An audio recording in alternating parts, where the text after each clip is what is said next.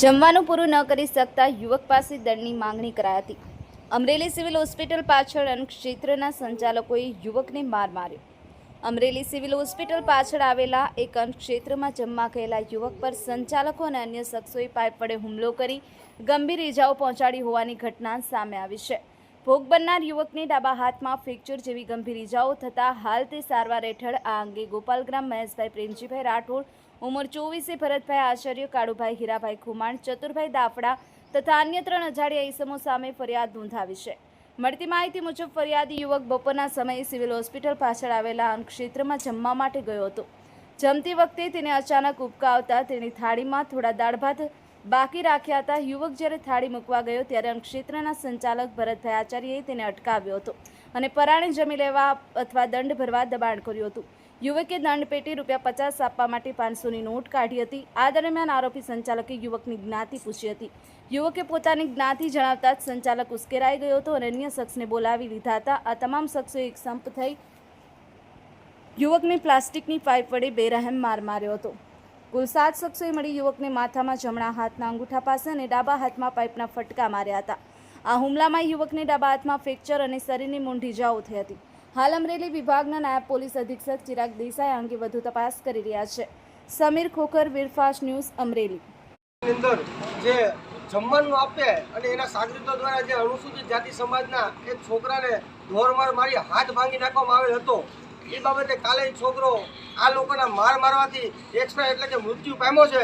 કાલ રાતના અમે ડેડ બોડી નહોતી લીધી। કાલ રાત્રે અમે પોલીસ અધિકારીઓને એવું જ કીધું હતું કે ભાઈ અમે આ જે છોકરો એક્સપાયર થયો છે એમાં 302નો કલમનો ઉમેરો તમે તાત્કાલિક ધોરણે કરો, એટલે અમારે આ આંદોલન કે ડેડ બોડી એવું કાંઈ અમારે કાંઈ આંદોલન કરવાનું થતા નથી। પણ તંત્ર ક્યાંક ને ક્યાંક જાડી ચામડીનું હોય છે અને ઉપરથી આંકાઓના ઈશારે હાલતું હોય છે। પણ આજે અમે એસપી સાહેબને સવારમાં રૂબરૂ મળ્યા। આ લોકોની જે વેદના અને તકલીફો જોઈ અને એવું નક્કી જ કરી દીધું હતું કે લાસ્ટ વખત આપણે એસપી સાહેબને મળી લઈએ, પછી કાયદાની રીતે અને આપણે આપણી રીતે। પણ એસપી સાહેબે માનવતા દાખવી અને આજે 109 એટલે કે 302ની કલમનો ઉમેરો કરવાનું કોર્ટની અંદર પ્રોસેસ ચાલુ કરશે અને મને 1 કલાકની અંદર પ્રોસેસ કરી અમને રિપોર્ટ આપશે। ફરિયાદ દાખલ કરવા માટેની ચીમકી આપેલી છે અને આજે અમે અત્યારે પરિવારજનોને સાથે રાખી અને એસપીને મળતા એસપીએ જે ખાતરી આપી છે, એસપી અને પોલીસ તંત્ર અમને જે સમાજને અને પરિજનોને ખાતરી આપી છે એમાં ખરા ઉતરે, નકર અમે લડવા બેઠા છીએ અને લડીને ન્યાય મેળવીને જ રહીશું। અમારા દીકરાઓની કેટલી લાશ અમે ઉપાડવાના માટે સમાજને વિનંતી છે કે જ્યાં હોય ત્યાંથી આ પરિવારને ન્યાય અપાવવા માટે અમરેલીની સિવિલ ભરી દો। જય સંવિધાન।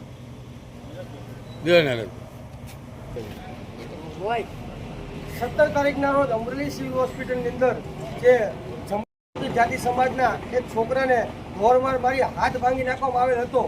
એ બાબતે કાલે છોકરો આ લોકોના માર મારવાથી એક્સપાયર એટલે કે મૃત્યુ પામ્યો છે।